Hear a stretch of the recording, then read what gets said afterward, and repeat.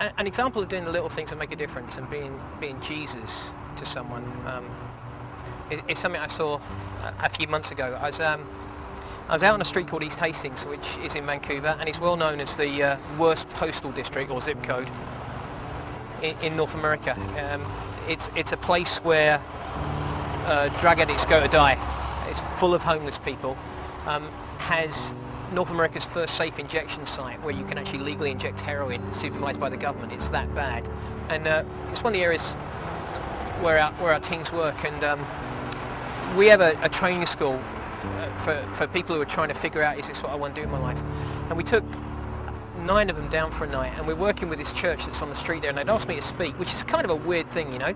I'm dealing with these people who are totally homeless, and many of them are high, and they come into this church because the church is feeding them. The deal is they get this food, and then they listen to some guy doing worship, and then I stand up and speak about how great life is. And I'm kind of like, I'm standing there and I'm thinking, Lord, what am I going to say?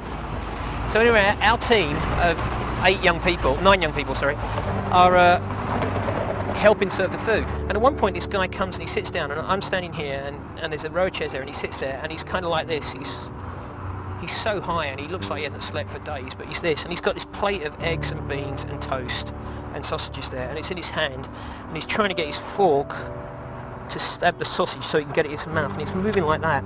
He gets one in, and it sort of misses his mouth, goes in, and then we're watching him, and me and Rob aren't saying anything. It's just a very moving thing to watch. And all of a sudden, the plate begins to tip, and he can't stop it. And all this food, and I don't know when the last time he ate was, but all this food just slides off the plate, lands in his lap, just drips onto the floor, and he's just sitting there looking at it like that. And just from this side comes Naomi.